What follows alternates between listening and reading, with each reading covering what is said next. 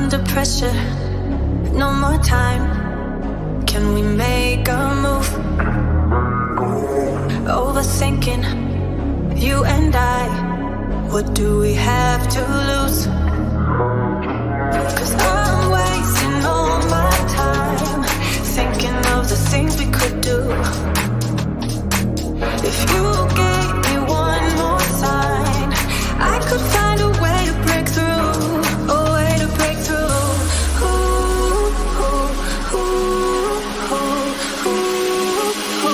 A way to break through.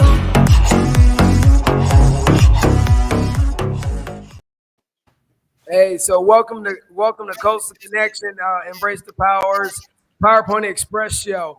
And this is a talk show with the coaches on here. And hey, coaches, this is how this works. We're going to do this show.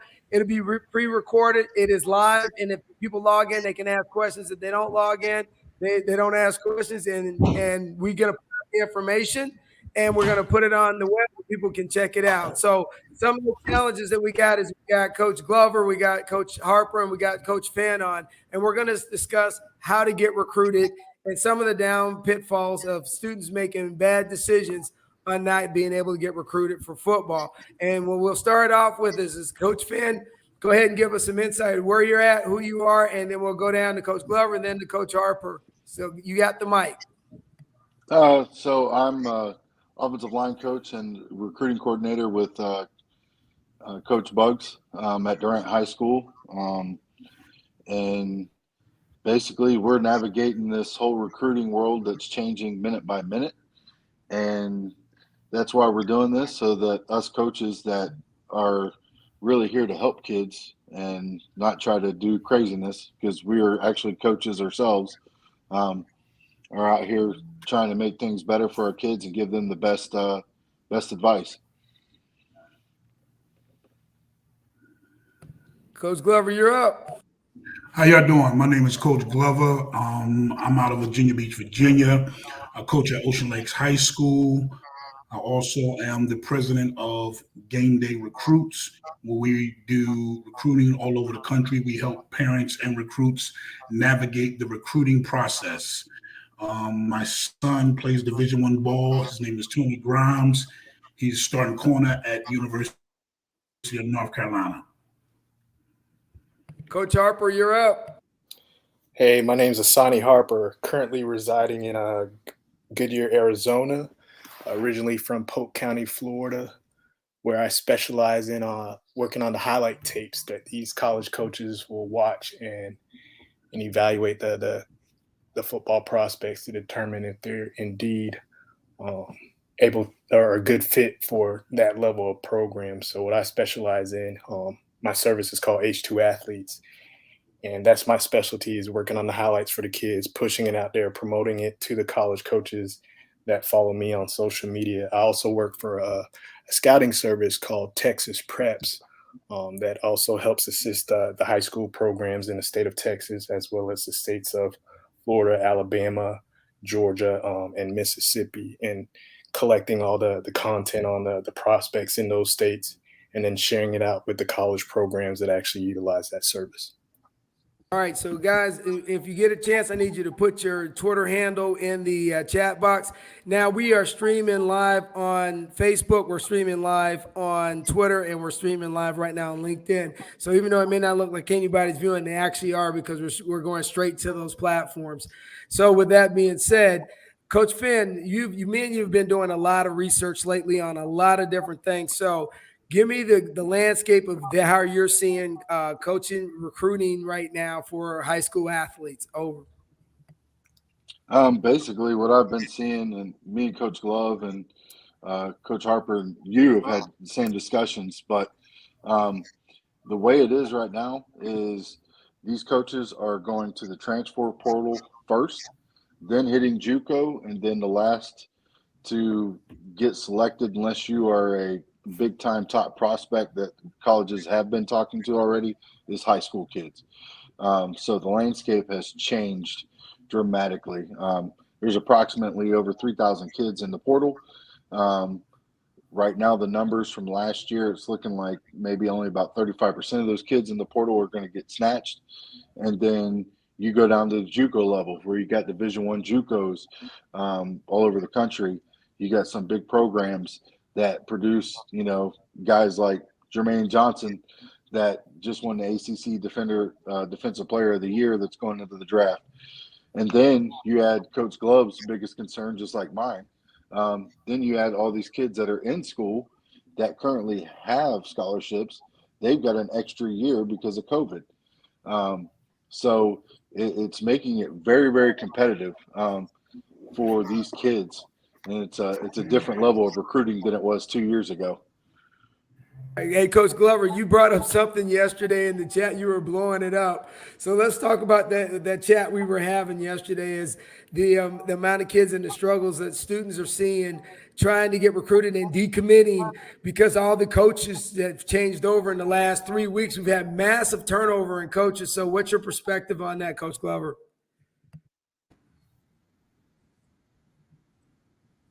We see a coaching change during this time every single year. Nothing has changed in regards to coaches switching programs. This is the normal season for the coaching change to happen. Unfortunately, it's the same season as signing period. You feel me? And then you have the transfer portal, as we just spoke about. So we got the COVID thing that's going on, and what has happened is it's weird because you get kids that commit to a program where they don't even know who the coach is, or they don't have a clue which coaches are coming in. You know what I'm saying?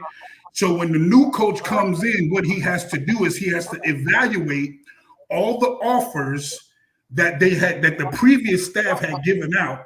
Plus, he has to decide whether or not he's going to honor the commitment of the players that just committed to that program.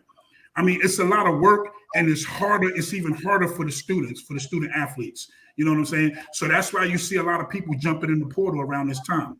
You know what I'm saying? Because they figure they're gonna have a better shot to go play somewhere else. And I'm not a guy that's against the portal, because I feel like the athletes should have some flexibility in where they go, because things may not be conducive for them at that program, just like the coaches. You know what I'm saying? Unfortunately, the coaches jump ship when the pay is not right, or they go somewhere else for a higher pay rate. You know what I'm saying? So the athletes need to be able to have some flexibility into moving around at the same time. But nobody's hurting except for the high school athletes in that regards. Nobody's suffering except for the high school athletes. What are we doing, or what is the NCAA doing to assist the high school athletes with what's going on now? Because the way it's going on is a new coach comes in, he's under pressure to win. He's got to win. He's got to produce. He has to please the AD. He has to please the administration. So he's not going to waste time going to get a high school kid that he has to spend 2 years to develop. He's going straight to the portal and grab some guy with experience to help him add value to his team. You know what I'm saying? We got to get a handle on this thing some kind of way, because the high school athletes are being left out. Oh, yeah, absolutely. And Coach Harper, which goes right into my segue with Coach Harper, is we are now in the TikTok, the Instagram world of branding. And so as you're building these videos for student athletes, what are the things that are you looking for? What are these things? Because now it is a competitive world. Back in the day, you kind of knew what school kids out of high school were going to go play college ball. The landscape is wide open now, Harper. So, Coach Harper, could you give us some insight on, now that you really work with the graphics, what are you doing, and what are some of the things you think players need to know about when they're building their brand or their highlight films? I mean, the biggest thing, especially when it comes to their highlight, that's the first thing that a college coach, if he hears about a kid, or if a coach mentions, hey, this is the guy you should check out, like, that's their resume, that's their body of work. Before that coach moves over to watching game film to further evaluate, first thing they're going to do is check out that highlight. And so for a lot of coaches, that's thousands of film that they're watching every year, hundreds, possibly every day, that they have to go through before they have prepared for their recruiting meetings to then, talk about all the kids that they've watched during over the course of that week. So for a lot of those kids, like, you got to be able to grab those coaches' attention and keep it, because now you'll have a higher chance of finding your name on that recruiting board. Or, hey, I'm gonna pass your film along to the next coach so he can take a look because I liked what I saw in the short amount of time that I was able to watch your film.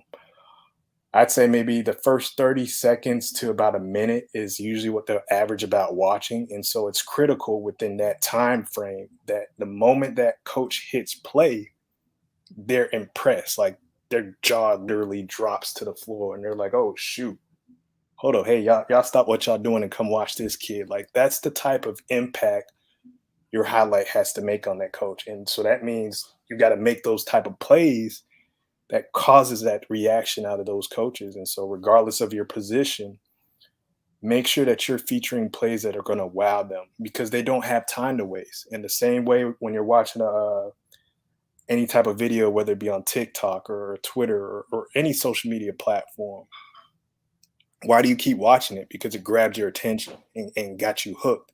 And so when you're constructing your highlight, or if you're getting somebody to work on that for you, make sure that those plays that are being featured are plays that are going to, again, capture and keep that coach's attention. Because if it doesn't do that, they're gonna quickly move on to the next kid. And that could be your only shot to make that impression on that coach. And so you want to make sure before you even start pushing out and promoting your film, because that's the one thing that kids are so quick to do, is once that game's over, they're quick to put that highlight and put it out there. But I would suggest make sure you get your position coach and your head coach to take a look at what you've constructed first, so that before you start promoting it out there, you've at least had 2 points of checks to check and balance to make sure that, hey, okay, what you're doing is a good representation of not only you, but of our program as well. Because the reality is that those athletes, they represent that program. And so the last thing you want to do is put out something that is going to make you look bad, the athlete look bad. And so the coach is going to move on and then make the program look bad, because now that college coach is going to think, oh shoot, they don't got no kids out here. So why does coach keep sending me kids that it's a waste of my time? So again, before you start pushing and promoting your film out there, whether it's your single game film or it's your full body of work, have your coaches check it out. Make sure that they take the time to actually do that. And I say that because these coaches, they ask a lot out of you athletes over the course of the season. So that's the bare minimum that they can at least do once the season is over with, to make sure that, again, that whatever you're about to put out there is a good representation of you and the program. Oh, awesome. And, and that goes back to Coach Finn and Glover. And Coach Finn, I want to throw it over to you about the massive Twitter campaign we have these days for student athletes to understand they need to be on Twitter. And so explain to us, why do student athletes need to use Twitter? Well, like you were saying, we're in the age of TikTok, Twitter, all those things. And these recruiting assistants that these coaches have are the ones that are running a lot of these Twitter accounts. Some of them you'll get coaches that are actually on there, but I had one coach that was a Division II coach. He literally messaged me and was like, "How do you run this thing?" Because he doesn't even know how to use Twitter, but he's getting it. My first advice to him, jokingly, was, when you go to bed, put your phone on silent. Because these coaches are getting hit, like, in their DMs, if it's open, by anybody and everybody. Now, one thing I will tell you, when you do set up your Twitter account, it's got to be professional. I know there's some guys out there saying, oh, you don't have to put your GPA, your bench, and all those things on there. But you need to put everything on there as open as possible and be honest. If you're 6'2", do not put 6'4", because when you go to a camp and they measure you and it's 6'2.5", bro, you got a problem. Like, these coaches that immediately invalidate you to a coach. And the worst thing you want to do is get invalidated by one coach, because guess what? These coaches talk. They have conversations. And that's the reality of it, is you need to have a professional looking Twitter account. your main picture needs to be something so they can see your face, not your helmet on, not the cool graphic, looking like you're in Heisman. It needs to be a professional looking picture with your face, even if it's in your jersey, and it doesn't need to be one where you look like a wet dog after a game. It needs to be a good looking, professional looking so they can see your face. Then your background, yeah, put your school stuff on there, put your teammate picture on there. Don't be throwing up any crazy, gang signs or anything like that. I had a coach ask me, we do something at our school with our offensive line. We're called the Hogs, right? And we do a hoof like this, the hog hoof. Had a coach go, what was that? I was like, it's a hog hoof, man. There's nothing. It's just a hog thing. That's why we do it. And so if you post a picture like that, put out there, hey, we're doing the hog hoof with our fingers because we're hogs. You got to brand yourself. And we're in the age now where these kids, if you want to go Division I and want to be one of the top dudes after 8th grade, your childhood of just going out and having fun and playing around with football is over. Like, you have got to be getting ready with your high school coach that you're going to. You need to be getting in touch with him and saying, hey, I'm going to your high school next year. What programs do you guys got going on after school? Can I join? All those things. You got to be getting into the right camps, and I'll let Coach Glove talk about that. And you got to be lifting. You got to be studying the game. You cannot just look like a freak and not have a football IQ, bro. It is not how it works anymore, because this is so competitive. Like, it's unreal competitive. When you have a 6'6", 270-pound tackle that runs a 5'1" to a 5'4" on the 40, depending on who's clocking him, and he's reaching a 6 technique like it's nothing with a 7-foot wingspan, and he's best offer is Division II, like, and he's deadlifting 500 pounds with that long frame, bro. Like, this is a whole different ball game. Like, and there is some politics into it. You got to go to the right, things. You got to have the coaches got to brand themselves. Like, I heard on a thing like this that I was talking to, I think Coach Glove was hosting it. A college coach said, we run with companies that will go and check social media to make sure stuff is straight. And they even check the coaches that the kid's coming from, because they don't want to go and recruit a kid that's got a coach that's doing some craziness. Why? Because the coach influences the kid. So having that Twitter account is very, very important, because it's a snap of the finger for that coach just to see something. And like Coach Sonny Harper said, that first 30 seconds to 1 minute, you got to catch their eye. Like, it has to be something where they're going, whoa, wait a second, let me keep watching. And it's very hard to do that. I've made some mistakes on some guys' game film trying to figure this out myself. And it's a learning game. And guess what? You got to learn quick right now, because the landscape with the coaches, the change of kids, the decommitting, and some of these decommits, I'll let Coach Harper or whoever Coach Bugs puts on this one, are not by the kids' decision either.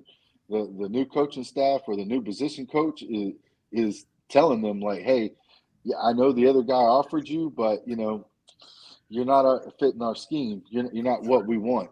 And so for the kid to save face, and these are kids with 5 stars and 4 stars beside them. Mm-hmm. So this is a whole different schematic of talent of what's going on around. Oh, yeah. So, Coach Glove, hey, Finn, you're spot on. So, Coach Glover, let's talk about the camps, because I went to 3 camps last year. Some bring value, some bring no value, some bring a lot of value. So, if you could hit me up with what's your perspective on the camp process? I think that the camp process is extremely vital and imperative to recruiting. You know what I'm saying? I believe in a system called I call it the 3-headed monster. I believe in 7-on-7s. I believe in camps, and I believe in what guys do in equipment on game day. You know what I'm saying? I think if you want to be truly successful and you want to navigate the different phases of recruiting, you have got to participate in all 3 phases. As we know, recruiting, a lot of it is political. You know what I'm saying? And it's regulated by star power. You know what I'm saying? A lot of it is. It's just the facts. It's regulated by who has the most stars, who has the most upside.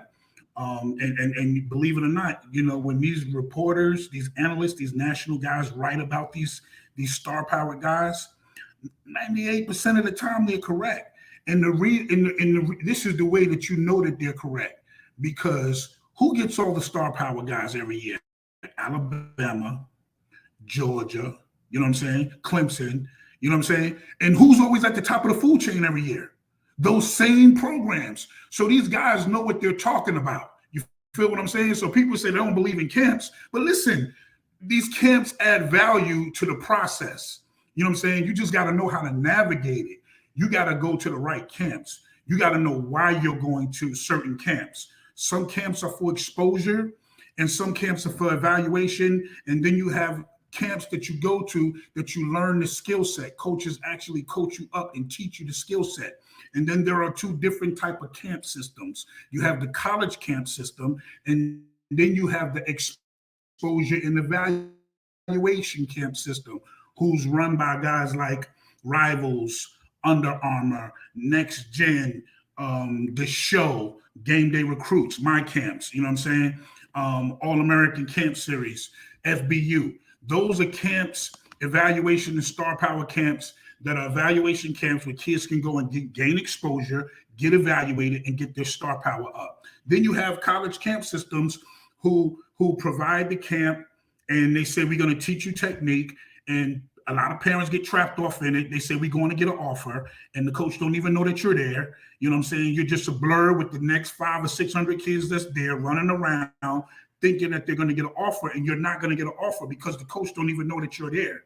He's there to specifically evaluate maybe 2 or 3 guys that he offered and said, I need you to come to camp before I can make it committable. You understand what I'm saying? And then the rest of the kids is out there running around just competing because their parents told them, and they got a generic invite in the computer. You know what I'm saying? You know they send those invites out, right? You got your name on it, and they say, the coach invited me personally. And I'll be like, yeah, that's good. Did you speak to him? Do he know that you're coming? Has he watched your film? You feel what I'm saying? And I tell parents, talk to the coach and ask them, so coach, what did you like most about my film? What do I need to work on? That's how you challenge the coach into finding out if he's really evaluating you or not. You understand what I'm saying? So I always tell parents, go to a camp where you got national writers who can properly evaluate. If you believe in it, if you want to move in that political realm with the star power, go where there's different competition, where you're competing against guys from other states, not just your area. You're competing against kids from California, Texas, Florida, so that these analysts can evaluate you. Now, they're not going to see you in pads, but guess what? They can evaluate your skill set. You understand what I'm saying? Like, people are against 7-on-7. 7-on-7. If you're going to evaluate a defensive back, you evaluate his skill set and if he knows scheme, if he understands coverage. You get to watch the quarterbacks go through their read progression. You know what I'm saying? And their footwork. Yeah, the line is not there. You know what I'm saying? But there are certain things that you get to take a look at them at. You feel what I'm saying? And these writers show up at those camps, so you have to go to the right camp. You got a lot of money grab camps out there who can't provide the exposure. You know what I'm saying? They don't have I'm having a camp on December 18th, and it's called the 4th Quarter Game Day Series Camp. We're live streaming directly to Power 5 coaches. In fact, one of the schools that we're live streaming to is South Carolina. I'm gonna have Coach Maurice Hardesty on tomorrow at 8:00. He's gonna be on a Twitter space with me, and we're gonna be talking about, you know what I'm saying, what they look for in evaluation and recruiting and all that kind of stuff. But we're live streaming directly to these Power 5 camps, Power 5 schools, Division 2 schools, Division 3, JUCOs, so that coaches can actually see what's going on. You know what I'm saying? They need to see. I just think that that's important. A lot of people don't believe in it, but I think it's important. You bring up a great point because we just before I get to Coach Harper, we just did the under 14 national football tournament. My team came in third, but we took on Maryland the Seahawks, who in IMG was out there. I mean, IMG, I guess a couple weeks ago they played them, but this team was unbelievable, and we hung with them. But what I saw was there were scouts out there at that game, and these kids were only in JV, and the TVs were there. And everybody was there. It was, and there were teams from Cleveland, Ohio, everywhere. So, Coach Harper, and when they have these kind of games and these kind of these kind of camps, how are we best able to capture that information, capture that video, and get it to your team so you can hype this person up so they can actually get recruited, because it's a competitive world we live in. So, go ahead, Coach Harper. In this day and age, it seems like everybody has a cell phone now. So there is no excuse why when you go to a camp or you go to an event where you can add additional quality footage to your resume that you don't get it captured. So whether it's your parents taking you or a friend taking you, and ask them to whether it's using your camera or using your phone or using their phone, but to just capture all that footage of you in action at these events. And then taking those plays that are wild plays that's going to, again, make that coach's eyes pop open or make him sit up straight and pay attention to what he's viewing. Making sure that you capture that content when you go to these events. And that's important too, because a lot of the athletes that you'll go up against at these events, you won't see during a typical football season. It's usually at these events where you'll get some of those top prospects to show up, because they're showing up because they're trying to get further evaluated to try and get stars. And so for an athlete who's under the radar or feel like he's being slept on, that's your best opportunity to try and get yourself on the map, or at least try and capture the attention of one of those scouts who are writing about that player, because that's why he's out there. Such and such 4-star, 5-star athlete is going to be at this event, so I got to be there. I got to go there to get some new content. So while that rider's out there, that's your opportunity to, again, make a name for yourself, because all it takes is a couple big plays for those scouts who are there in attendance to be like, hey, who is this guy? And to walk up to you and then begin that dialogue. Okay, what's your name? Where you from? Okay, what? Oh, okay, you're from a recruiting hotbed. Okay, shoot, I need to take your name down for sure. So it's important that, again, when you've got the opportunity to go to these events to further add value to your tape, to your body of work, do it. At the end of the day, you're investing in yourself. And if your goal is to get to a specific level, and especially if it's to play at the highest level, you're going to have to do things that your competition isn't thinking or willing to do. And a lot of them tend to be scared of going to those type of events, because whether it's being scared of competition or scared of being, making themselves look bad, or being told, hey, that's not really important, so you don't need to go. Nah, that's your future that's on the line. And if you do the bare minimum, expect the bare minimum results. You preaching, Coach. You preaching. So, Coach, it's the mentality. You preaching, baby. Yes. Hey, so Coach Finn, so you had a summer program, a spring program where the student athletes got after hitting the weight. So what is your perspective now that you've been through your first full season, even though you were a great lineman at Plant City High School? Now that you are on the other side and you're doing this coaching thing full time, what advice would you give to a young athlete that wants to now pursue being a college scholastic athlete at the collegiate level? It comes down to the three phases of a student athlete. Number one, academics. Let me tell you something. If a Power 5 school is looking at you and looking at somebody else, do not think that kid may not be at the same level you are. All right? If he's got a choice between a kid with a 2.3, that he's got to make sure he gets tutored, doesn't do his classwork, all those things with his academics, and then you got a 3.1, guess who he's going to offer? That's right. If you are the one that went and did your SAT prep and got over 1,000 on your SATs and he's got an 860 and he has to get a waiver to get into the school, guess who he's going to pick? The one with the higher SAT score that did the prepping. That's the first thing.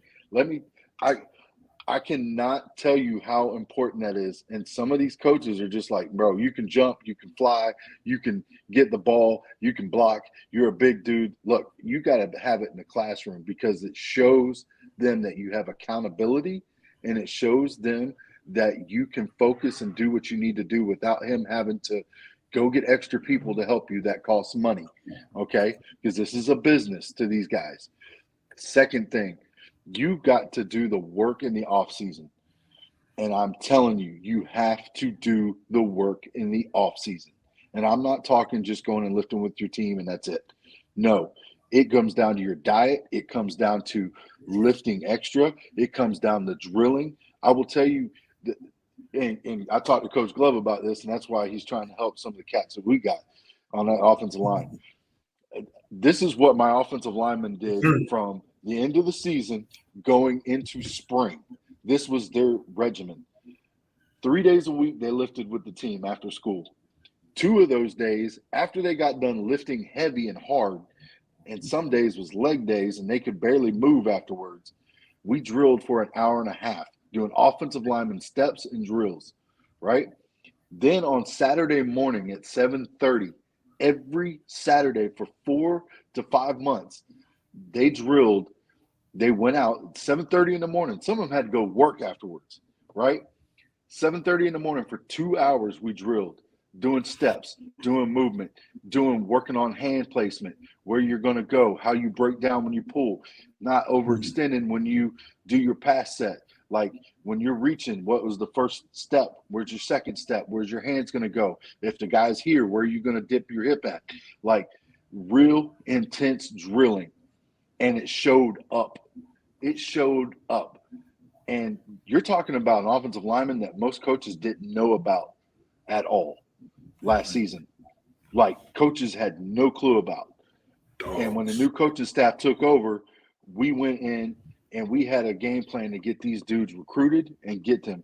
I had 2 guards that are 6'3 and a half, 6'4. One was 285 and one was 275 pounds at the beginning of the season.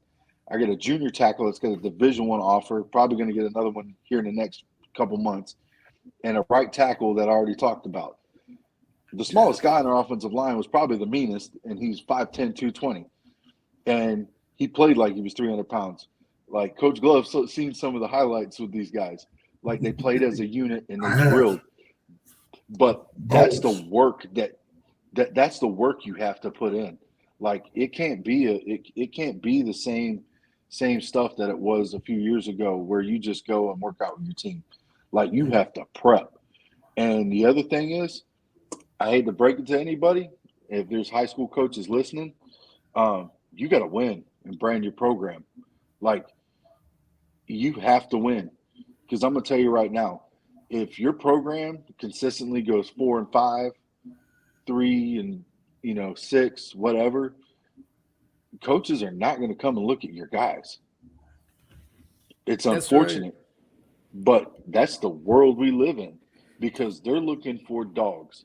Now you'll have some smaller schools come in there and look for that one guy that sticks out like a sore thumb on your team, but you gotta understand, if your kids want to go somewhere, they got to put the work in, and they got to work together as a team, and they got to get that football IQ up. So, and the third thing is, it is your mentality. The mentality on the field. Like, if you're on the sideline freaking out when one bad play goes on, and there's a college scout out there, and you're yelling at your teammates in a negative way, bro, kiss it goodbye. You're done. On Twitter, if you're talking trash to another kid and they can all see it, kiss it goodbye. You're done. Like, they don't want to see that. If you're not mentally strong enough to go to these camps and compete with these big dudes, like, bro, if you crumble and they see it, you're done. Like, it's mentality. Like, what you do, and I'm a firm believer, what you do before Friday night will show up Friday night. So that's the easiest part, is showing up Friday night and competing. It's all the hard work you got to do before then, and you got to build yourself up. And that's why I say it's three facets: academics, what you're doing in the off season, and what you're doing outside of the football to prepare your body, your dieting, and all that stuff. And the third thing is your mentality, being prepared.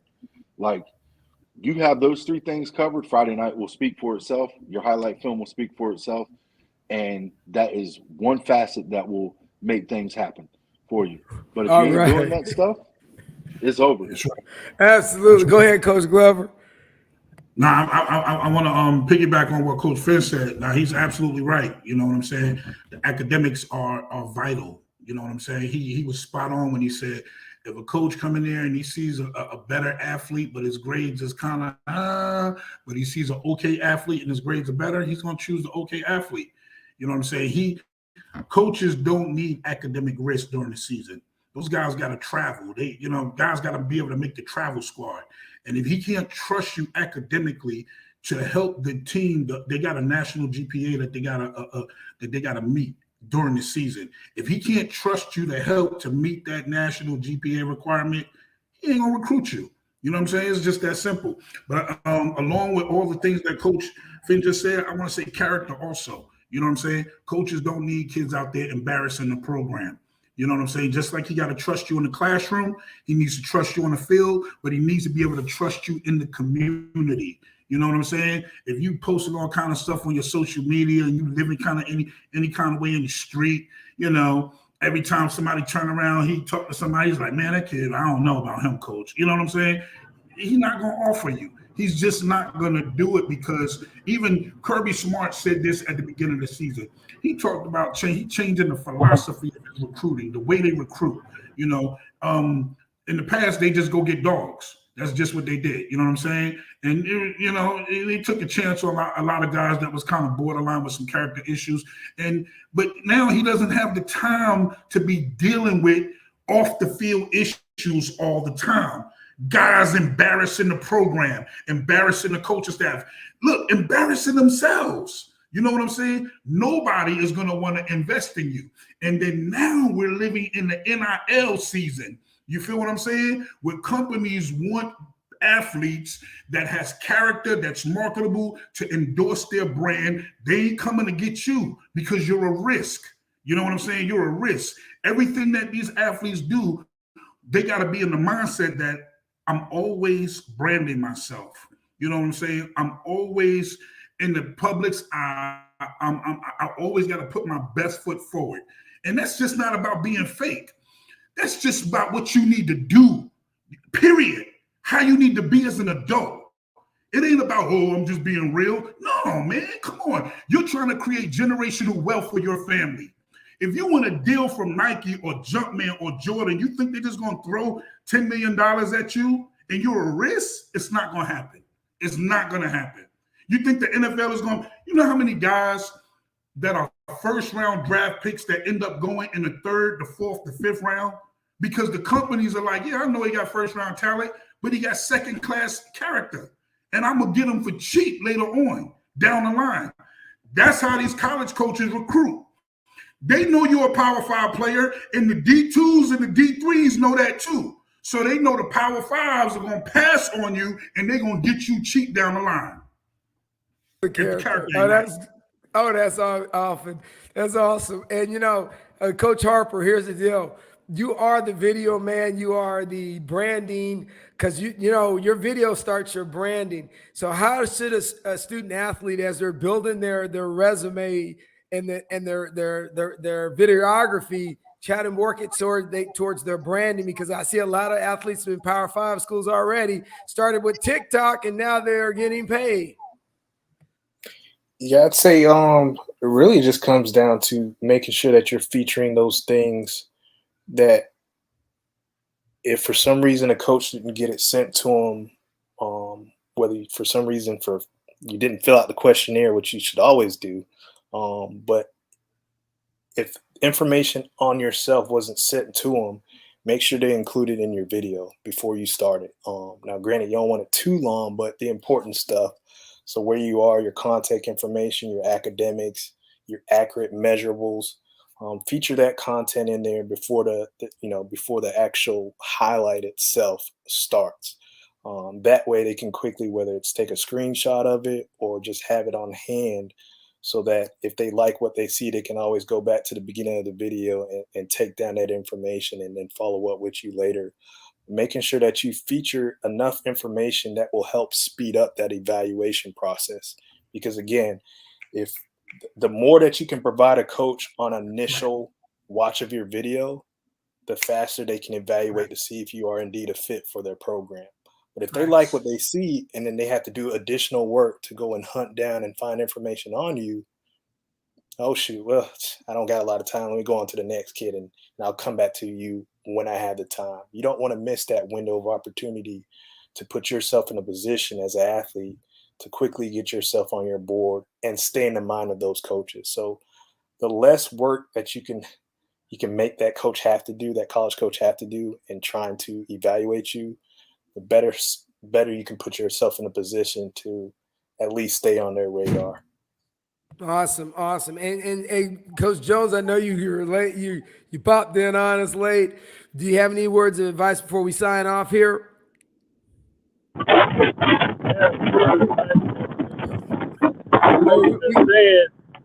straight up. Sorry, it's a little windy out here where I'm at. Yeah, we can't hear you. Yeah. All right, so hey, Coach Jones, we can't hear you. So, hey, with that being said, Coach Finn, Coach Jones, definitely we're going to get you back on in that non-windy area because you're out evaluating. Coach Harper and Coach Glover. Hey, I really appreciate you gentlemen jumping on and dropping this knowledge. We're going to clean this up and put it online for any student that wants to watch it. And as we get ready to wind down on Power Pony Express Sports Talk Show, I want to say thanks a lot. But before we go, I need everybody to drop their Twitter handle in the chat box. Got you. Thanks for the invite. You're welcome. Appreciate you, Coach. Thank you again. Appreciate you, All right, Coach. guys. All right, appreciate you guys.